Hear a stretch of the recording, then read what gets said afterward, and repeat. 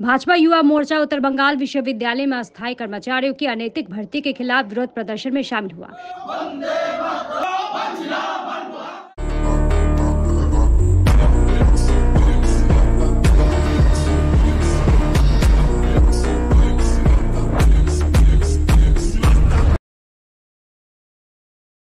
बताया गया है कि 2 अक्टूबर को गांधी जयंती की छुट्टी के बावजूद उत्तर बंगाल विश्वविद्यालय में अस्थायी कर्मचारियों की नियुक्ति की गई।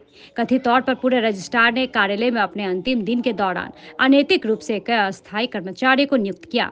इसके विरोध में आज भाजपा युवा मोर्चा के सदस्य प्रदर्शन में शामिल हुए। आज युवा मोर्चा के सदस्यों ने उत्तर बंगाल विश्वविद्यालय के गेट नंबर 2 से एक रैली निकाली, जो प्रशासनिक भवन के सामने पहुंची, जहां युवा मोर्चा के सदस्यों ने विरोध प्रदर्शन किया।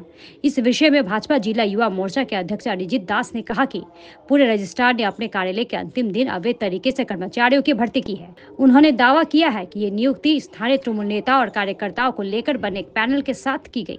उन्होंने आगे कहा कि इस नियुक्ति में कोई नोटिस जारी नहीं किया गया और पैसे के बदले ये काम किया गया। उन्होंने इस मामले की सीबीआई जांच की मांग की है। আপনারা জানেন 2রা অক্টোবর গান্ধী জয়ন্তীর দিন, মহালয়ার দিন, যেদিন ছুটি থাকে সেদিন মেয়াদ ফেরত যে রেজিস্ট্রার দেবাশিস দত্ত, তার শেষ দিন 1 তারিখ অবধি ছিল।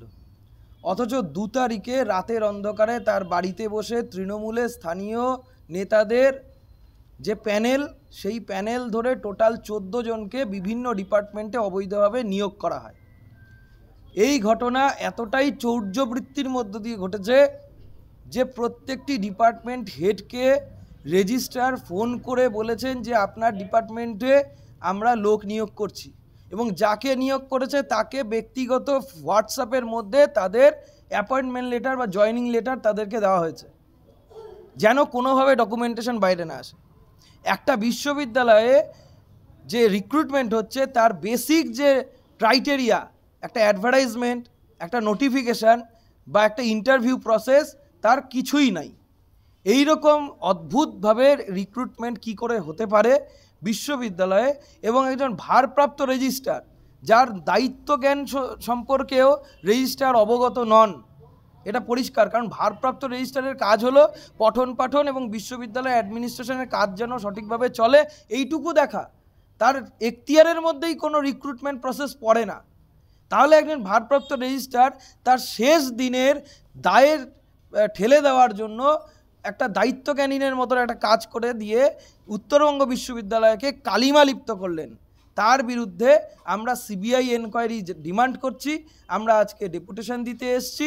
বর্তমান রেজিস্ট্রারের হস্তক্ষেপ চাই, এবং আমরা রাজ্যপালকেও কপি টু করছি। এই কপি ভাইস চ্যান্সেলরের সাথে সাথে আমাদের মাননীয় এমপি সাহেব রাজু বিস্তাকেও আমরা কপি টু করছি যে অবিলম্বে সিবিআই এনকোয়ারির মধ্যে দিয়ে এই ভেতরের তদন্ত উঠে। আমরা এখনই বললাম যে 2 তারিখে যে ঘটনা ঘটেছে, সেই রেজিস্ট্রার, প্রাক্তন রেজিস্ট্রার দেবাশিস দত্ত টাকার বিনিময়ে এবং তৃণমূলের স্বজন পোষণের মধ্য দিয়ে 14 জনকে বেআইনিভাবে রিক্রুটমেন্ট করেছে, যাদের পুরোপুরি প্যানেলটা তৃণমূল কংগ্রেসের স্থানীয় যারা নেতৃত্ব এই 18 খাই এবং শিলিগুড়ির জেলার মধ্যে আছে, তাদের প্যানেল 14 জন এই প্যানেল নিয়োগ হয়েছে। প্রথম হলো প্রাক্তন রেজিস্ট্রার কি করেছেন না করেছেন সে সম্পর্কে আমি কমেন্ট করার মতন পরিস্থিতি বা ইনফরমেশন আমার কাছে নেই। So I should not be commenting, simple as that. আমার কাছে কোনো ইনফরমেশন নেই বা কোনো কাগজপত্র নেই যে উনি কী করেছেন না করেছেন। That is his matter. আমি কালকে জয়েন করেছি। কালকে জয়েন করার পরে আমরা একটা সিদ্ধান্ত নিয়েছি বেসড অন আমাদের যারা আছেন ফাইন্যান্স অফিসার, আমাদের ডিন যিনি আছেন, যে এরকম আসলে এর পেছনে একটা কারণ আছে। সেটা হলো অ্যাজ রেজিস্ট্রার আমি 3 তারিখে জয়েন করেছি, অ্যান্ড আই ফিল, যেটা আমি বারবার একই কথা বলছি, the registrar is the custodian of the law. Registrar আইনকে রক্ষা করবে। রেজিস্ট্রারের সেটা একমাত্র এর মেন দায়িত্ব। ইউনিভার্সিটির আইনকে সে রক্ষা করবে।